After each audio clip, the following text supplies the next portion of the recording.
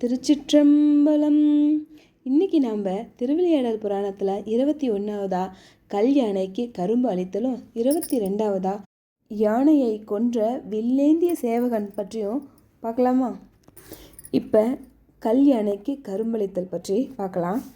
அபிஷேக பாண்டியன் கோவிலுக்கு போய் சித்திரை பார்க்கலான்னு முடிவு பண்ணாரா? அப்போ அவரோட மனசில் பயமும் பக்தியும் ஒரு சேர உண்டானது. சித்தர் பெருமானை மதிக்காமல் ஒரு சாதாரண மனுஷனு போல் நினச்சி அவரை நம்மளை பார்க்க வர சொல்லி ஆரம்பிச்சு விட்டுட்டோமே, நமக்கு ஏன் இவ்வளோ அறிவில்லாத மாதிரி நம்ம நடந்துக்கிட்டோம். இன்றைக்கி சாதாரண மனுஷனான நாம் தான் அந்த சித்தர் பெருமானை போய் பார்த்துருக்கணும், அதுதான் முறை அப்படின்னு நினைக்கிறாரா? அந்த சமயத்தில் சித்தர் பெருமானும் பாண்டியனுடைய வரவை எதிர்பார்த்து கோவிலே இந்திர விமானத்துக்கு அப்படியே பக்கத்தில் வடக்கே அப்படியே காத்துட்ருக்காரு. அன்றைய தினம் மகர சங்கராந்தி புண்ணிய காலம். அதனால் அபிஷேக பாண்டியன் கோவிலுக்கு போய் சொக்கநாத பெருமானை வணங்கிட்டு அப்படியே கோவிலம் பிரதட்சணமாக வலம் வராரு. அப்போ அபிஷேக பாண்டியன் முன்னாடி போன அவனுடைய மெய் காப்பாளர்கள் எல்லாம் இந்த சன்னியாசியாக இருந்த சித்தர் பெருமான்கிட்ட, இங்கே மன்னன் வந்துட்டுருக்காங்க, நீங்கள் இந்த இடத்த விட்டு முதல்ல எழுந்திரிச்சு போங்க போங்க அப்படின்னு சொல்லி மிரட்டுறாங்க. அந்த சமயம் நம்ம அபிஷேக பாண்டியன் அங்கே சித்தர் பெருமானை பார்த்து அவரை வணங்கி, யோகியரே, நீங்கள் எந்த நாடு, எந்த ஊர், உங்களுக்கு என்னென்ன வித்தையெல்லாம் தெரியும், உங்களுக்கு வேறு ஏதாவது வேணுமா, என்கிட்ட உங்கள் பேர் என்ன, அதெல்லாம் தயவு கொண்டு கொஞ்சம் சொல்லுங்க அப்படின்னு கேட்குறாரா? உடனே அந்த சித்தர் மகனே, நான் இருக்கிற இடம் காசி, என் சொந்தக்காரங்க எல்லாமே சிவனடியார் தான், சித்தி வித்தைகள் செய்து காட்டுவதே என்னோட வேலை. மதுரை வாழ் மக்களுக்கு சித்துகள் காட்டி அவங்க விரும்புகிறத நான் கொடுப்பேன். வேதமும் தெரியும், கலை ஞானமும் எனக்கு தெரியும். எனக்கு உங்ககிட்ட இருந்து எதுவுமே வேணான்னு அப்படியே சிரிச்சுக்கிட்டே சொல்கிறாரு.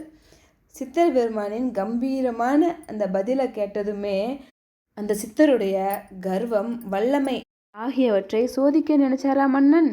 அந்த சமயம் விவசாயி ஒருத்தர் நல்ல பருத்து வளைஞ்ச கரும்பாக பார்த்து எடுத்துகிட்டு மன்னன் முன்பு வச்சு வணங்குறாரு மன்னனை. அப்போ அபிஷேக பாண்டியன் என்ன பண்ணுறாருன்னா, அதை கரும்பை கையில் எடுத்து இந்த சித்தர்கிட்ட கொடுத்து, நீங்கள் தான் ரொம்ப வல்லவன்னு சொல்கிறீங்கல்ல, இந்த கரும்பை இங்கே பக்கத்தில் கல் சிலையாக இருக்கிற அந்த யானைக்கு கொடுத்து சாப்பிட வைங்க பார்க்கலாம்.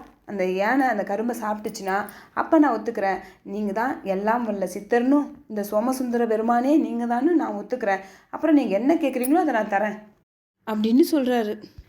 மன்னன் சொன்னதை கேட்ட சித்தர் அப்படியே சிரிச்சுக்கிட்டே, மன்னா, உன்னால் எனக்கு எந்த பயனும் இல்லை, எல்லா வித்தையுமே தெரிஞ்ச எனக்கு எதுலேயுமே ஆசையும் கிடையாது. இதோ இந்த கல்யாண நீ கொடுத்த அந்த கரும்பை கடிச்சு தின்னும் பாரு அப்படிங்கிறாரு. சித்தர் பக்கத்தில் இருந்த அந்த கல்யாணை மீது அப்படியே ஒரு பார்வை பார்த்தது தான். உடனே அந்த கல்யாணம் என்ன பண்ணுச்சுன்னா, அப்படியே எல்லாரும் வியக்கும் அளவுக்கு கண்ணை திறந்து பார்த்துட்டு அது துதிக்கையால் பாண்டியன் கையில் இருந்த அந்த கரும்பை வாங்கி சாப்பிட்டுட்டு அதனோட துதிக்கையை அங்கேயும் இங்கேயும் ஆட்டிகிட்டு இருக்குது. திரும்பவும் அந்த கல் யானை மீது சித்தர் ஒரு பார்வை பார்த்தோடனே அந்த கல்யாணை என்ன பண்ணுச்சுன்னா, பாண்டிய மன்னன் அணிந்திருந்த முத்து மாலையை எட்டி பிடிச்சது. இதனால் பாண்டிய மன்னனுடைய மெய் காவலர்களுக்கெல்லாம் கோவம் குச்சி எடுத்துகிட்டு வராங்க அந்த யானையை அடிக்கிறதுக்கு. அப்போ அந்த கல் யானையை சித்தர் பெருமான் கோவமாக ஒரு பார்வை பார்த்ததுமே உடனே அந்த கல்யாணை மன்னன் இருந்த அந்த முத்து மாலையை பிடுங்கி வாயில் போட்டு முழுங்கிடுச்சு. இதை பார்த்த அபிஷேக பாண்டியனுக்கு பயங்கர கோபம் வந்துடுச்சு. மன்னனுடைய கோபத்தை உணர்ந்த மெய்காவலர்கள் சித்தர் பெருமானையே அடிக்கிறதுக்காக வராங்க. அப்போ சித்தர் பெருமான் அப்படியே சிரிச்சுக்கிட்டே, நில்லுங்கள் அப்படின்ன உடனே அந்த மெய்காவலாளி எல்லாமே கற்சிலை போல் ஆடாமல் அசையாமல் நின்றுட்டுருக்காங்க. அற்புதமான இந்த நிகழ்ச்சியை பார்த்த அபிஷேக பாண்டியனுக்கு கோவெல்லாம் மறைஞ்சு போய் சித்தர் பெருமான் மீது பெரும் பக்தி உண்டானது. அதனால் அபிஷேக பாண்டியனும் சித்தருடைய பாதத்தில் விழுந்து வணங்குறாரு. அப்புறம் சித்தர் பெருமானை பார்த்து, எல்லாம் வல்ல இறைவா, மாயையின் காரணமாக மயங்கி பாசத்தால் கட்டுப்பட்டு விட்டேன். அடியேன் செய்த அபச்சார குற்றத்தினை நீங்கள் பொறுத்து என்னையும் என் மக்களையும் மன்னித்து காத்தருணும் அப்படின்னு அபிஷேக பாண்டியன் மனம் வருந்தி வேண்டினாரா?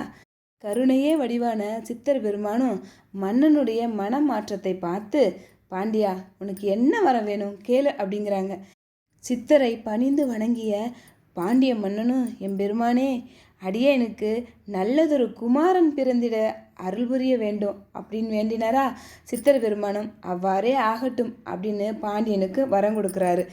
அப்புறம் பக்கத்தில் இருந்த அந்த கல் யானை மீது கை வைத்த சித்தர் பெருமான் அப்படியே ஒரு கடைக்கண் பார்வை பார்த்தாரு. உடனே அந்த யானை விழுங்கிய அந்த கண்ட மாலை, அதான் முத்து மாலையை திருப்பியும் அந்த பாண்டிய மன்னனுக்கே கொடுக்குது. பாண்டிய மன்னனும் அந்த மாலையை வாங்கிட்டு நிமிர்ந்து பார்க்கறதுக்குள்ள சித்திர பெருமான் மாயமாக மறைஞ்சிட்டாரு.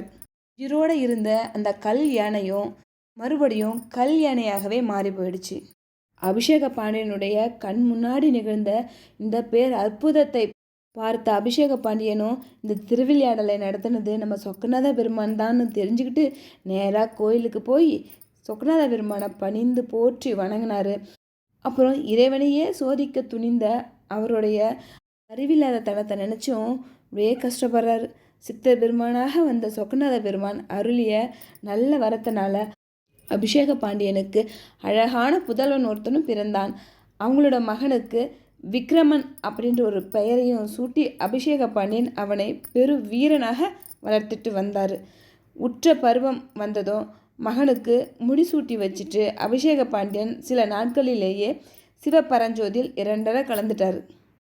ஏனையை கொன்ற வில்லேந்திய சேவகனை பற்றி பார்க்கலாமா?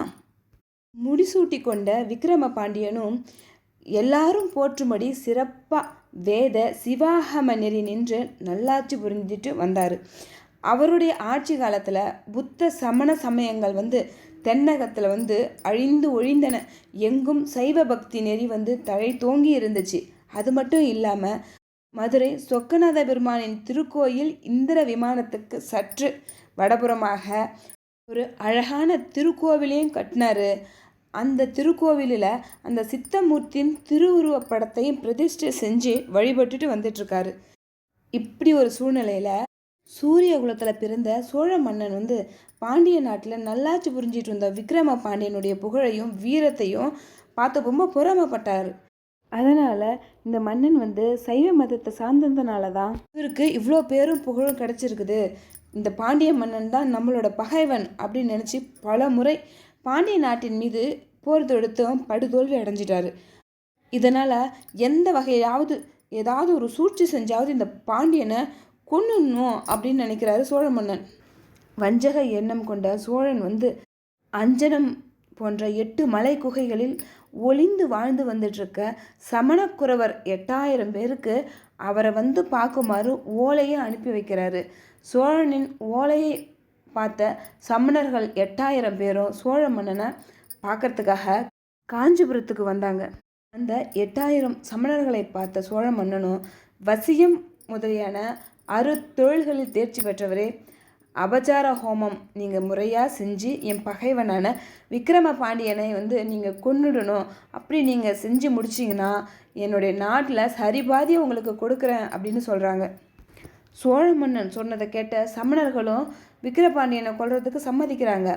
பலி அப்படின்ற ஒரு ஆற்றின் கரையோர பகுதியில் 3 காத பரப்பு கொண்ட யாகசாலை ஒன்றினை அமைத்து அதன் மைய பகுதியில் ஒரு யோசனை சதுரத்துக்கு அப்படியே பூமியை தோன்றுறாங்க. அதன் நடுவில் அஷ்டகோணமாக ஹோமகுண்டம் ஒன்றினை அமைத்து அகோர முறையில் அபசாரம் செய்யவும் துவங்கிட்டாங்க. குண்டத்தில் 8 போன்ற விஷத்தன்மை கொண்ட கட்டங்களை இட்டு அக்னியை வளர்த்தாங்க. தீ கொழுந்து விட்டு எரிய எரிய வேம்பு நெய்யுடன் விஷ ஜந்துக்களின் கொழுப்பு, தசை ஆகியவற்றை கலந்து ஆகுதியில் இட்டாங்க. இப்படி அதிபயங்கர நச்சு வேள்வியானது வெகு கோரமாக நடந்தது. இப்படி விஷமிகள் செய்திட்ட இந்த யாகத்தின் பலனா பெரிய கரிய யானை ஒன்று அந்த ஹோமகுண்டத்திலேருந்து வெளியில் வந்தது. அந்த யானையை பார்த்தா எல்லாரும் பயப்படுவாங்க. அப்படி இருந்தது அதனோட உருவம். அந்த யானையை பார்த்த சமணர்கள் கொடிய விஷத்தை காட்டிலும் கொடிய கரியே, நீ வேகமாக போய் விக்ரம பாண்டியனையும் மதுரை நகரத்தையுமே நொடி பொழுதுல அழிச்சிட்டு வா அப்படின்னு சொல்லி தென் திசை நோக்கி போகுமாறு அந்த யானையை ஏவி விடுறாங்க. பேரிடி போன்று பெரும் முழக்கமிட்டவாறு அந்த யானையும் நிலமே அதிர்ந்து போகிற அளவுக்கு மதுரையை நோக்கி புறப்பட்டு போகுது. அதன் பின்னாலேயே சோழர்களின் பெரும் படையும் சமணர்களும் தொடர்ந்து போகிறாங்க. மதுரையை நோக்கி வந்துட்டு இருந்த அந்த யானையும் அந்த பெரும் படையும் பார்த்த மக்கள் எல்லாம் ரொம்ப கஷ்டப்பட்டு வேகமாக போய் விக்ரம பாண்டியன்ட்ட செய்தியை சொன்ன உடனே ரொம்ப மனம் வருந்தி, சரி நம்ம எல்லாமே நம்ம சொக்கநாத பெருமானே பார்த்துக்குவார் அப்படின்னு சொல்லிட்டு நேராக கோயிலுக்கு போய் சொக்கநாத பெருமானை பணிந்து துதித்து, எம்பெருமானே, மதுரை நகருக்கு இது என்ன ஒரு சோதனை, மதுரையை அழிக்க வர அந்த கொடிய யானையை நீங்கள் அழித்து என்னையும் என் குடி மக்களையும் நீங்கள் தான் காத்தரணும் அப்படின்னு மனம் உருகி வேண்டிக்கிறாரு. உடனே சிவபெருமான் அப்படியே அசரீரியாக சொல்கிறாரு, பாண்டிய மன்னா, நீ கவலைப்படாத, நான் வில்லேந்திய வீரனாய் வந்து அந்த கொடிய யானையை நான் கொன்னுடுறேன். நீ என்ன பண்ணுறனா, மதுரையோட கீழ் திசையில் அட்டாளை மண்டபம் ஒன்றினை எழுப்பிடுவாய் அப்படின்னு அசரீரியாக சொன்ன உடனே மன்னன் விக்ரம பாண்டியனும் இறைவனை பல முறை பணிந்து வணங்கி வேகமாக போய் சிவபெருமானின் திருவானைப்படி 16 தூண்களை கொண்ட அட்டாளை மண்டபத்தையும் கட்டி முடிச்சிட்டாரு. அப்போ வில்லேந்திய வீரனாய் மதுரையின் கோவில் கொண்டுள்ள சோமசுந்தர பெருமான் அப்படியே தோன்றினார். அவரது குடுமையில் மயிலிறகு சொருகி இருந்துச்சு. இடுப்பில் சிகப்பு கலரில் கச்சை கட்டியிருந்தார். அதில் உடைவாளும் சொருகி வச்சிருந்தார். முதுகில் அம்பரா துணி, தோளில் நீண்ட வில் ஆகியவற்றை வச்சிருந்தவர் பார்க்குறதுக்கு எப்படி இருக்காரு, கம்பீரமாக கருப்பு நிறத்தில் அப்படி பார்க்குறதுக்கே அவ்வளோ வீரமாக தெரியுது அவரை பார்க்குறதுக்கு. அவர் உடனே அந்த அட்டாளை மண்டபத்தின் மேலே ஏறி நின்றுட்டுருக்காரு. எப்போ அந்த சமணர்களால் ஏவி விடப்பட்ட அபிச்சார யாக யானை வரும்னு காத்துட்ருக்கார். யானை கொஞ்சம் தூரத்தில் வர்றதை பார்த்ததுமே வேடுவன் உருகொண்டு வந்த சிவபெருமான் அவருடைய வில்லின் நாணில் அம்பை பொருத்தி வளைத்து எய்தார். அவர் வில்லில் பூட்டியது நரசிங்க கணை. பெயருக்கு ஏற்ற மாதிரி அந்த கணையும் மிக வேகமாக சீறி பாஞ்சு போயிட்டுருக்கு. இடி முழக்க மாதிரி பெரிய சத்தம் போட்டுட்டு வந்த அந்த யானையின் மத்தகத்தை அப்படியே குத்தி கிழிச்சுது. எய்யப்பட்டது இறைவனின் அம்பல்லவா. அந்த அம்பு பட்டதுமே அந்த யானை வந்து அப்படியே பயங்கரமாக பிளிரியது. சமணர்களால் ஏவப்பட்ட யானை இருந்து போனதை பார்த்த கொடிய மனங்கொண்ட சமணர்கள் அப்படியே கலங்கி நிற்கிறாங்க. இப்படி இறைவனால் கொல்லப்பட்ட அந்த யானை பார்க்குறதுக்கு ஒரு கரிய மலையே அங்கே இருக்கிற மாதிரி இருந்துதான். அம்பு பட்டதுனால அந்த யானையுடைய வாயிலிருந்தும் உடம்புல இருந்தும் ரத்தம் அப்படியே பெருக்கெடுத்து ஓடிச்சு. யானை இப்படி செத்து போனதை பார்த்த பாண்டிய மன்னன் ரொம்ப சந்தோஷப்படுறாரு. யானைக்கு பின்னாடியே வந்த சமணர்களையும் சோழர் படைகளையும் பயங்கரமாக போரிட்டு அவங்கள பயந்தோடு செஞ்சிட்டாங்க. அப்புறம் சமணர்களால் பாண்டிய மன்னன் மீது ஏவப்பட்ட அந்த கரிய யானையை கொன்று அட்டாளை மண்டபத்தின் மீது வில்லேந்திய வேடுவ வீரனாய் கம்பீரமாய் நின்றுட்டு இருந்த சோமசுந்தர பெருமான் திருவடிகளில் விழுந்து வணங்கிய விக்ரம பாண்டியனும் சிவபெருமானின் அருளை பெற்று அவங்க அரண்மனைக்கு திரும்ப போயிட்டாரு. அப்புறம் இறைவனோட அருளால் விக்ரம பாண்டியனுக்கு அழகான ஒரு புதல்வனும் பிறந்தான். அந்த குழந்தைக்கு ராஜசேகரன் அப்படின்னு பெயரிட்டு நீதி நெறி தவறாத சிறப்பாக ஆட்சி புரிஞ்சிட்டு வந்தார். திருச்சிற்றம்பலம்.